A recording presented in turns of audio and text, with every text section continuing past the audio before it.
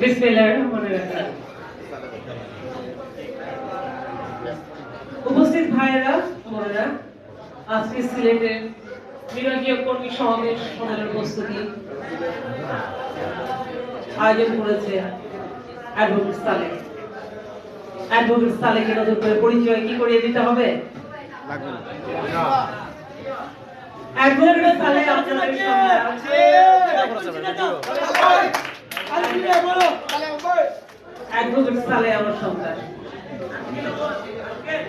Advocate Saleh আগামী দিনে সংসদে আমার সাথে যাবে ইনশাআল্লাহ।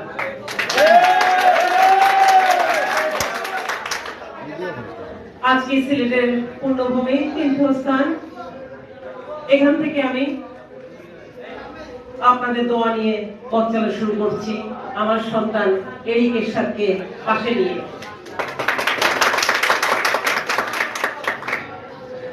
হোসেন মোহাম্মদ এরশাদ আমার জন্য কিছু রেখে যায়নি। হোসেন মোহাম্মদ এরশাদ আমার জন্য শুধু আপনাদেরকে রেখে গিয়েছেন। মরহুম হোসেন মোহাম্মদ এরশাদ তার একমাত্র আমানত শুধু আমাকে দিয়ে গেছে আমাদের সন্তান এরিক এরশাদ।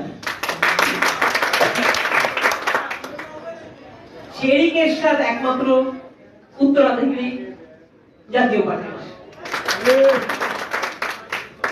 এরিক এরশাদকে বাদ দিয়ে আগামী দিনে জাতীয় পার্টি যারা করার স্বপ্ন দেখছেন, বিশ্বাস করুন তাদের জন্য পথ চলা প্রচুর প্রচুর কঠিন হয়ে যাবে। আমি শুধু এরিক এরশাদের মা না, আমি আপনাদেরও মা। মায়ের শক্তি অনেক বেশি বড় শক্তি।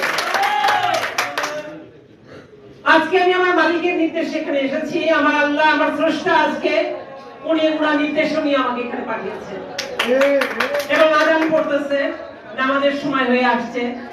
আপনারা সবাই নামাজে যাবেন একটু পরে।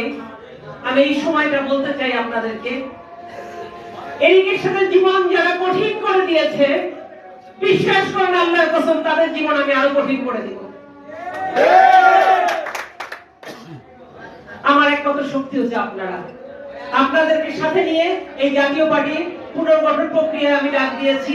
এই জাতীয় পার্টি আমি ছিনিয়ে নিয়ে আসবো ইনশাআল্লাহ। হোসেন মোহাম্মদ এরশাদের চেয়ারে খুব তাড়াতাড়ি এরিক এরশাদ বসবে, সেই দিন কিন্তু আর বেশি দূরে নয়।